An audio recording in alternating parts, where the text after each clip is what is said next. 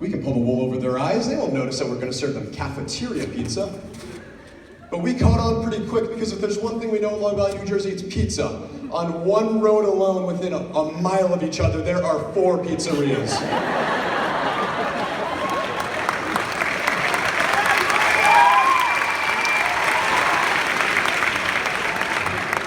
But sometimes they try and trick you out with cafeteria pizza. They throw on some buffalo chick, maybe some barbecue chicken. They try and give you a little head fake with that. But I learned something. And I learned it through cleaning my car. I used to clean my car religiously. I used to clean it like once every other week. All right, I cleaned it like once a month. Okay, I cleaned it once, but that was good enough to realize something. I learned that a shined up piece of turd is still a turd. Now I know what you're saying. You're saying, Blaze, that is a terrible analogy. Nobody shines turds. But what's more, so if you know someone who shines turds, I want you to please call up the show My Strange Addiction, because I would love to see that on TV. You see, cafeteria pizza is kind of like my car. You see, my car technically fills all the requirements to be considered a car. It just does none of them very well. Cafeteria pizza at least has one thing going for it.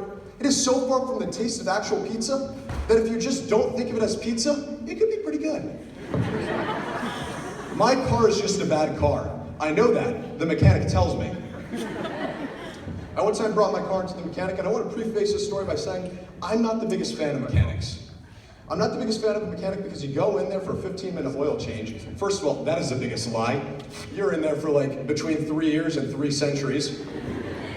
And they come back in 15 minutes later, they're like, haha, so we got a little problem for you. A little problem that needs some fixing. And you're like, what? I brought my car yesterday. And they're like, we had to cubificate your car. And you're like, well, that's not a word, but please explain. They're like, your car, it's now a cube of metal and car. It's not driving anymore. And you're like, why? What was wrong with my car? And they're like, I don't know, but it was. So now, that'll be about $6 million or the life of your first son. So I brought my car to the mechanic one time, and I'm sitting in there for about 15 minutes. The mechanic's doing his little work on it. He was doing his little doctor checkup on a car that they do.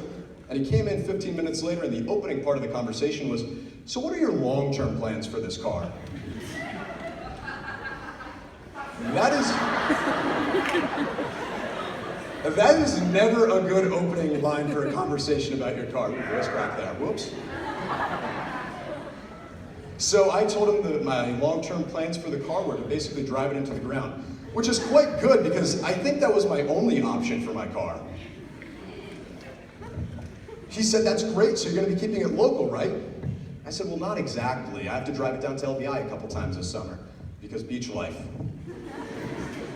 And he laughed at me, which was never a good sign because I did not tell him a joke. See, my car is a really bad car. You can't tell if my car is driven by a grandmother or a drug dealer. My car's kind of like the tap-out shirt of cars. It tries to be big and bad, but in the end, it's really just pathetic. I drove my car down to the beach one time. I was down at the beach. I was on a 4-lane road. I was in the right lane, and I pull up to a traffic light. And I'm on my way to work, so I was in no hurry. So I pull up to this traffic light. It was red, so I stopped. And a car pulled up next to me. In this car, there were 4 beautiful girls. The prettiest girls I think I've ever seen in my life. These girls were so pretty, they'd send you a 10-second Snapchat of a lamp, and you'd watch all 10 seconds and reply with something corny like, that lamp is beautiful, just like you. So they stopped their car, as is per law, that you have to stop at a red light. And the girl in the front right passenger side, she rolls down her windows. I had my windows rolled up. I was bouncing to country music because I've embraced it. I'm white and I'll never be cool. So I'm listening to this country music. She rolls down her window, leans out her window a little bit, turns off her music, and signals for me to do the same thing. So what would you do if you were in my case? These girls were way out of my league. They were in college. They were girls. So here I am, I turn my music off, I'm rolling down my window because I'm an idiot in the car that predates 1875. And And so I roll down my window and I lean out my window now. I'm looking at this girl. She's beautiful, she's blonde, she has blue eyes, and I'm just entranced by her beauty. She looks forward, it's a green light now. She looks back at me and she says words that will forever haunt me. She said, "Where'd you get your car? Your grandmother?" And they stepped on the gas and drove away. Now I was offended, not for myself, not for my car, but for my grandmother. She drives a much nicer car.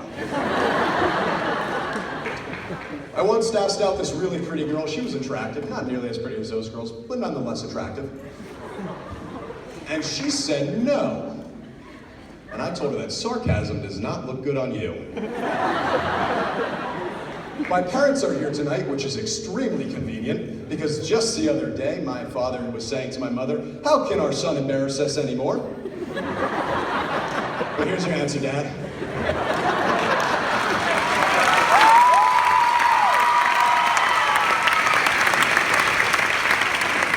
In all honesty, thank you all for coming out tonight. It's going to be a great night. I've got to go. I'm parked in the teacher spot, so just follow me on Instagram.